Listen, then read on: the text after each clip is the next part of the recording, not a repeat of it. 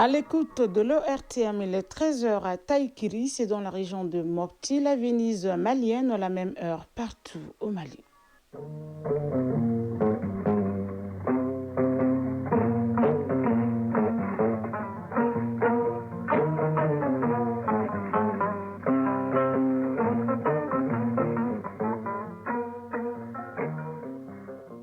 Le journal Aïssata Saliou Maïga. Mesdames et messieurs, bonjour et merci d'être au rendez-vous des infos. Fin des travaux de la 4e conférence internationale sur le financement du développement à Séville. Une déclaration, dite déclaration de Séville, a été adoptée par les participants à l'issue de 4 jours de travaux. Cette déclaration qui invite à l'engagement donne des pistes en vue de l'atteinte des ODD avant 2030. Dernière plénière du Conseil national de transition dans le cadre de la session ordinaire d'avril 2025. Les membres de l'organe législatif ont adopté 3 projets de loi, notamment le projet de loi portant révision de la charte de la transition qui a été adopté à l'unanimité. Les détails à suivre avec Aridou Matinan dans cette édition. Dans la page sport, on parlera de la Coupe d'Afrique des Nations féminines dont le programme de la phase de groupe démarre demain samedi avec la rencontre Maroc et Zambie. Quant à la Coupe du monde des clubs, les quarts de finale vont démarrer aujourd'hui. Mesdames et messieurs, une fois de plus, bonjour et merci de votre constante fidélité au programme de l'ERTM. Je vous le disais à l'instant dans les titres, les lampions se sont éteints ce jeudi 3 juillet 2025 sur les travaux de la 4e conférence internationale sur le financement du développement. À l'issue des 4 jours de travaux au sein de 6 tables rondes et des événements spéciaux et parallèles, les participants ont adopté une déclaration dite déclaration de Séville. Cette déclaration qui invite à l'engagement donne des pistes en vue de l'atteinte des ODD avant 2030. À Séville, une nouvelle page est ouverte pour le financement du développement. Le Mali est représenté à cette conférence par le Premier ministre, chef du gouvernement, le général de division Abdoulaye Maïga, représentant du président de la transition, envoyés spéciaux Mamadi Koné et Aliou Touré. Le développement n'est pas un privilège, mais un droit pour tous. Cette conviction du président du gouvernement espagnol a été le fil conducteur des travaux de la 4e conférence internationale sur le financement du développement.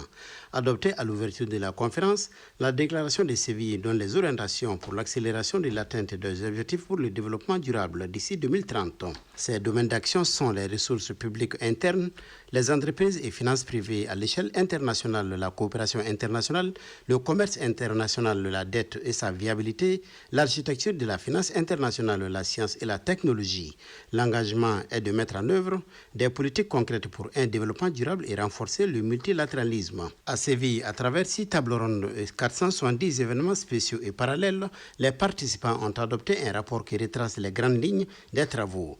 L'Organisation des Nations Unies, organisatrice de la conférence, salue la solidarité et l'unité de la communauté internationale qui ont abouti à des résultats probants. Amina Mohamed, secrétaire général adjoint de l'Organisation des Nations Unies.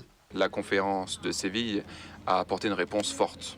Nous nous sommes mis d'accord sur un document final, l'engagement de Séville, qui reprend les engagements d'Addis d'il y a 10 ans. L'objectif, c'est de donner un nouvel élan, un nouvel espoir à la réalisation des ODD. Le document final contient 3 engagements principaux. Tout d'abord, investir pour combler le déficit de financement. Il y a des mesures pour faire croître les flux de capitaux.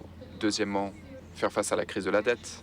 Les actions agréées visent à repenser la façon dont la dette est utilisée, gérée, traitée, pour que cela contribue au développement durable. Selon le président du gouvernement espagnol, cette 4e conférence de Séville a approfondi les grandes lignes d'action à travers les 6 tables rondes. Pedro Sánchez, président du gouvernement espagnol. Aujourd'hui, nous clôturons cette conférence avec des résultats précieux, des résultats qui découlent d'un travail collectif, qui découlent de ces séances de discussion où nous nous sommes écoutés les uns les autres pour donner un nouvel élan à la coopération au développement, pour donner un nouveau souffle aux ODD. Nous devions agir.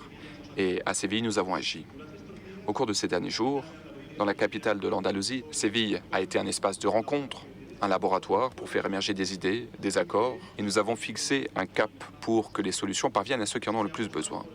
Nous avons misé sur le multilatéralisme et dans le même temps, nous avons décidé de le réformer. Les participants à la 4e conférence internationale sur le financement du développement quittent Séville avec beaucoup d'engagement et beaucoup d'espoir de voir le développement s'accélérer dans l'immédiat. Dernière plénière du Conseil national de transition dans le cadre de la session ordinaire d'avril 2025. Pour cette ultime session, avant d'aller en vacances, les membres du CNT ont planché sur 3 projets de textes intéressants à la vie de la nation. Les 3 projets de loi ont tous été adoptés par les membres de l'organe législatif, notamment le projet de loi portant révision de la charte de la transition adopté à l'unanimité. Ce projet majeur qui a pour but de réajuster le système institutionnel de notre pays pour faire face aux défis de la refondation et le résulte des résolutions des assises nationales de la refondation de 2021. Retour sur cette plénière avec Aridou Matina. Avant d'aller en vacances pour 3 mois, le Conseil national de transition procède à une dernière plénière entrant dans le cadre de sa session ordinaire d'avril. L'exercice du jour a porté sur 3 textes intéressant la vie de la nation, à commencer par le très attendu projet de loi portant révision de la charte de la transition. Ce projet qui permet d'adapter le dispositif de la transition aux mutations politiques, institutionnelles et sécuritaires intervenues dans notre pays a été examiné d'abord par toutes les commissions. Celles-ci ont ensuite émis un avis favorable et adopté des propositions d'amendement à la matière. À l'arrivée, le dit projet de loi a été adopté avec 131 voix pour, 0 contre et 0 abstention. Mamani Nassiré, ministre délégué auprès du Premier ministre, chargé des réformes politiques et du soutien au processus électoral. L'adoption de ce projet de loi portant révision de la charte de la transition marque une étape décisive de notre pays vers d'autres chantiers, le chantier de la souveraineté. Dr Suleiman D, président de la commission en charge des lois constitutionnelles au niveau du CNT. La promulgation de la charte incombe au président de la transition qui peut directement la promulguer ou demander bien sûr à la Cour constitutionnelle d'intervenir. Parce que la première fois que la charte a été révisée, il n'a pas soumis à la Cour constitutionnelle. C'est un choix. Le projet Malidenko visant à faciliter l'accès des populations touchées par la crise de 2012 aux services essentiels pour leur réinsertion a aussi été validé par les membres de l'organe législatif quant à l'adoption du projet autorisant la ratification de l'accord de prêt de financement par l'Association internationale de développement. Moussa Ag Atayer, ministre des Maliens établis à l'extérieur et de l'intégration africaine. Un projet très important pour le gouvernement du Mali parce que c'est un projet qui porte sur l'accompagnement des populations dans les zones impactées par le conflit, mais aussi dans les zones à risque. Ce projet couvre essentiellement les régions de Tombouctou, Kidal et Taoudeni au nord, mais également les régions de Kaï, Nioro et Nara. Dr Youssouf Lubali, président de la commission en charge de l'administration territoriale du CNT. Ce projet de loi Malidenko, c'est vraiment l'une des réformes majeures de notre pays en matière du développement local. Parce que c'est un projet initié par le ministre de la Refondation et de la Réconciliation qui a voulu répartir à la base par rapport au développement local, par rapport à la réalisation des infrastructures de base pour les zones touchées par le conflit au Mali. En vue de la poursuite de la mise en œuvre de son plan d'action, surtout pendant la période des vacances du CNT, le gouvernement, conformément aux dispositions de l'article 121 de la Constitution du 22 juillet 2023, demande et obtient l'autorisation du Conseil national de transition à prendre certaines mesures par ordonnance. Bakary Traoré, ministre de la Refondation de l'État, chargé des relations avec les institutions. Il y a un mécanisme qui est prévu par la Constitution qui prévoit que lorsque le Parlement doit aller en vacances, le gouvernement a la possibilité d'adresser une demande d'autorisation au CNT, à l'organe législatif, pour que celui-ci lui permette d'intervenir dans ce domaine pour prendre des mesures qui sont nécessairement du domaine de la loi. La plénière du jour boucle ainsi les activités du Conseil national de transition au compte de la session ordinaire d'avril 2025. Le programme alimentaire mondial et la Direction générale de la protection civile intensifient les initiatives pour faire face aux aléas climatiques, notamment les inondations et la sécheresse au Mali. Pour prévenir ces catastrophes naturelles, les deux parties réfléchissent à l'élaboration d'actions anticipatoires à travers des messages d'alerte précoce, des messages qui visent à impliquer les communautés et les acteurs des questions climatiques pour une meilleure gestion des catastrophes. Bokari Koulibaly.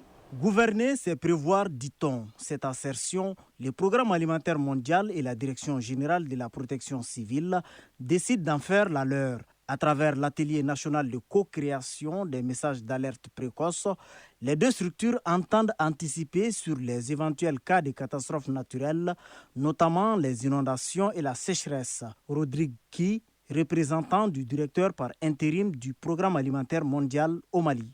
L'objectif est d'élaborer des messages d'alerte précoces, simples, compréhensibles et accessibles par divers canaux de diffusion. Ce processus repose sur une conception participative, impliquant les communautés locales, les services techniques, pourvoyeurs de données agro-hydroclimatiques et les acteurs humanitaires impliqués dans la gestion des risques de catastrophes au Mali. Et l'atteinte des résultats de ce processus nous permettra de marquer un pas décisif vers l'ambition souveraine du Mali de doter le pays d'un système d'action anticipatoire robuste pour faire face aux aléas climatiques. Le processus inclusif de co-création de messages d'alerte précoce s'inscrit dans le cadre du processus d'implémentation des actions anticipatoires dans la gestion des crises et catastrophes.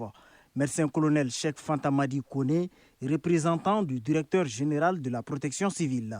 Je voudrais à cet instant exprimer toute la reconnaissance et la gratitude du département de la sécurité et de la protection civile aux partenaires qui accompagnent ce processus avec constance et expertise. Grâce à cet engagement collectif, le Mali est en train de bâtir une culture d'anticipation aux risques climatiques extrêmes en assurant la transition vers une gestion coordonnée et intégrée des chocs. Cet atelier bénéficie de l'accompagnement technique et financier de la FAO, de l'UNICEF et d'autres acteurs des questions climatiques, environnementales et sécuritaires. Les techniques de construction et les potentialités de la matière terre dans l'urbanisme et la construction des bâtiments, ces notions sont exposées à l'ESIO, l'École supérieure d'ingénierie, d'architecture et d'urbanisme. C'est au cours d'une séance intitulée « La mallette pédagogique dans l'enseignement de l'architecture de terre ». La démonstration s'inscrit dans le cadre de la semaine culturelle de l'ESIO. Batraoré pour les détails. L'environnement de plus en plus marqué par les effets des changements climatiques exige de se conformer aux réalités du moment en matière de construction et d'urbanisme. C'est pourquoi l'ESIO, l'École supérieure d'ingénierie, d'architecture et d'urbanisme, place la matière terre au centre de l'innovation. La journée de sensibilisation s'intitule « La mallette pédagogique ». C'est un outil de sensibilisation qui met l'accent sur la matière terre comme élément essentiel dans la mise en œuvre du bâtiment. Abdoulaye Deyoko, promoteur de l'ESIO. C'est de les sensibiliser. Dans les années à venir, ce sera une politique pour les pays du Sahel de construire les maisons en terre. Voilà pourquoi on fait cette démonstration. La terre peut être une solution durable pour la simple raison que, avec l'évolution de la technique, comme vous venez de voir, il y a des éléments caractéristiques de la terre qui vont nous permettre de faire en sorte que la maison soit durable. Il y a à peu près 200 ans que le ciment a existé. Mais avant ça, toutes les maisons du monde étaient construites en terre ou en pierre. Donc il faut chercher ces techniques anciennes, les moderniser, les valoriser pour en faire des maisons vraiment durables. Daouda Sanoko est représentant de l'Ordre des ingénieurs conseils du Mali. Ça va nous pousser à aller beaucoup vers la terre pour pouvoir la mettre en valeur parce qu'on a en quantité de terre au Mali ici et vraiment il faut que nous les ingénieurs nous mettons en valeur cette terre pour pouvoir vraiment la servir dans la construction des habitations et des constructions routières aussi. Soutenue par la Banque mondiale, l'École supérieure d'ingénierie, d'architecture et d'urbanisme est depuis longtemps dans cette logique de promotion des techniques de construction innovantes. Pape Fall, représentant de la Banque mondiale. C'est un matériau qui présente beaucoup d'avantages, à la fois au niveau du confort, mais aussi des avantages écologiques, etc. Et donc, à ce titre, c'est une présentation ou une démonstration qui a été très très intéressant. Cette séance de démonstration s'inscrit dans le cadre de la semaine culturelle de l'ESSIO. L'école apporte ainsi sa contribution pour l'année 2025, décrétée année de la culture par les autorités du Mali.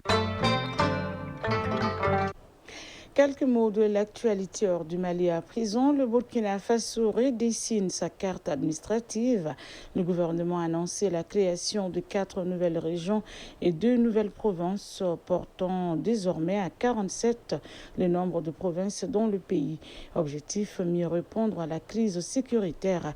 La nouvelle région s'appelle Soum, Sirba, Tapoa et Sourou, avec pour chef-lieu respectifs Djibo, Bogandé, Djapanga et Tougan. 2 nouvelles provinces, Diamongou et Karopeli, complètent cette réforme.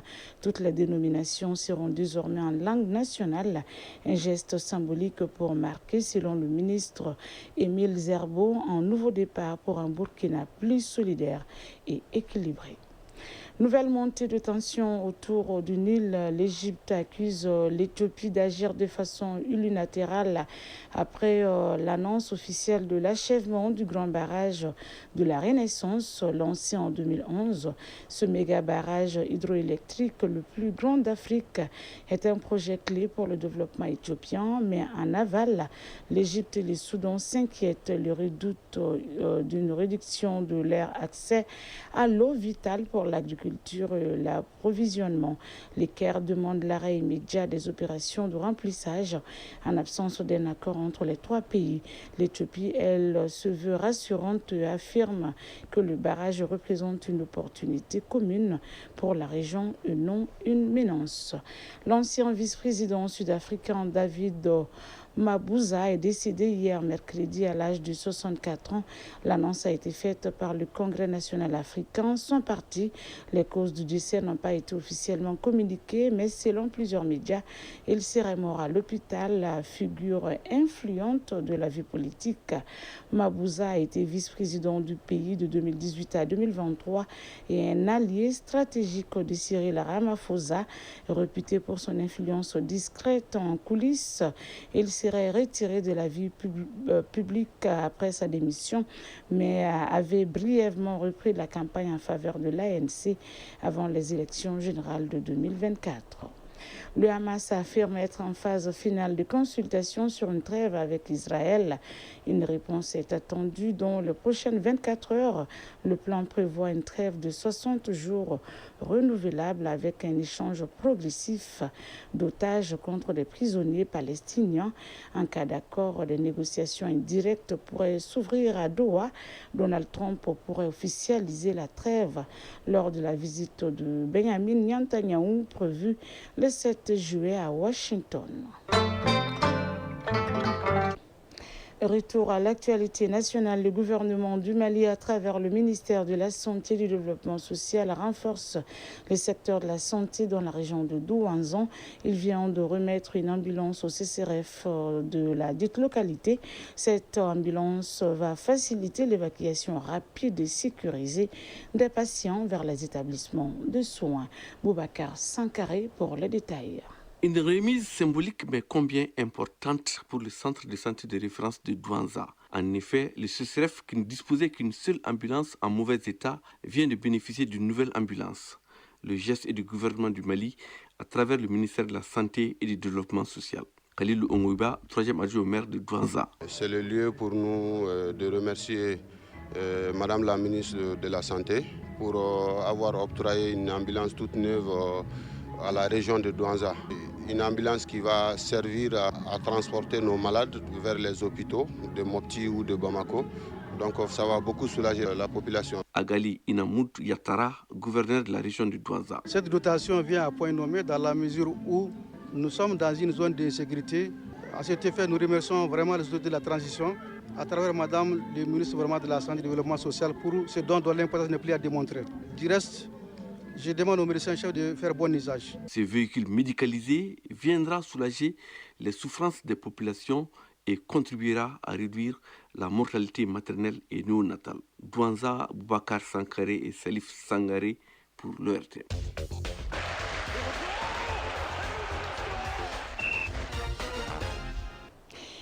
Nous ouvrons en prison la page sport athlétisme. Le marathon de New York 2025 sera couru le 2 novembre prochain.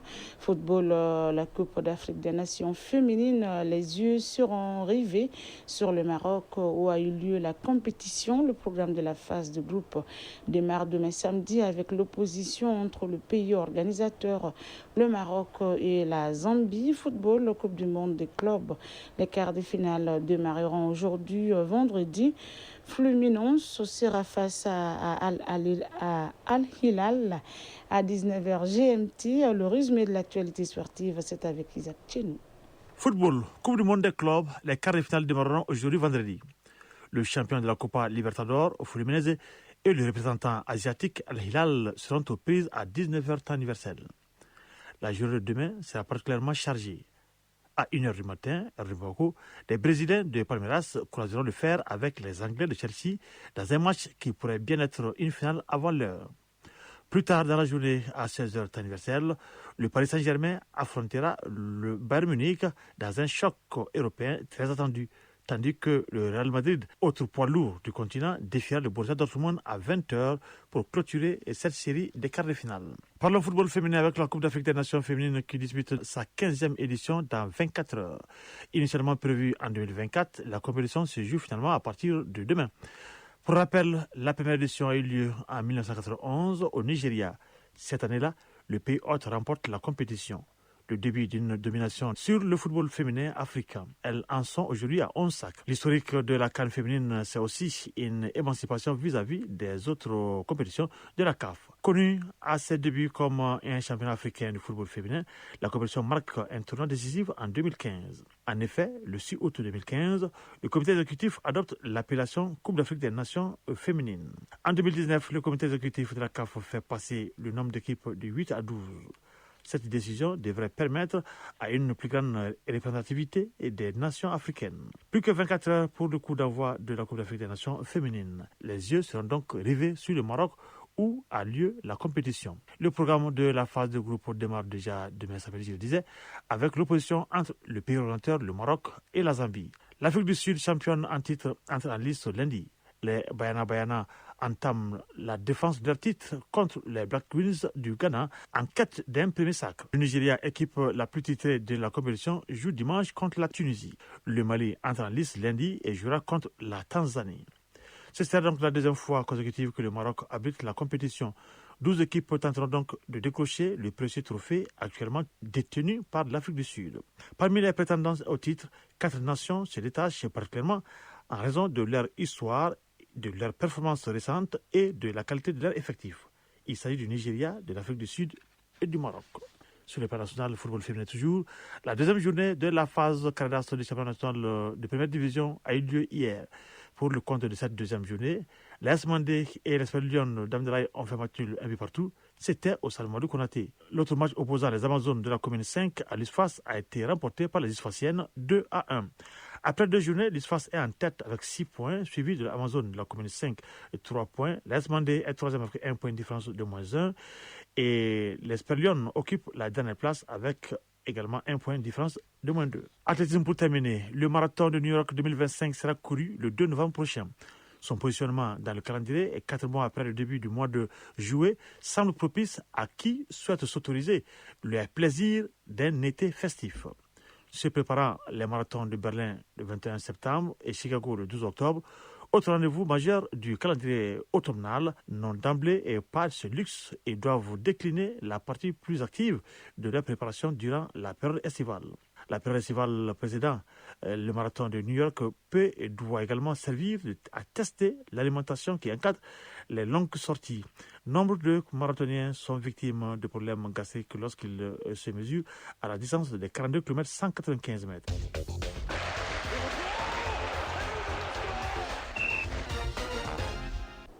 Et c'est ces informations sportives qui mettent en terme à cette édition qui vous a été présentée par Aïssata Salou Maïga. Sa mise en onde a été assurée par Bintou Traoré. Mise en ligne, Badou Touré, réalisation d'Affaires Thiam. Merci d'avoir été des nôtres et à très vite sur les antennes de l'ERTM pour d'autres informations encore plus poignantes d'ici et d'ailleurs. D'ici là, prenez bien soin de vous et des autres. Et surtout, n'oubliez pas de soutenir nos femmes.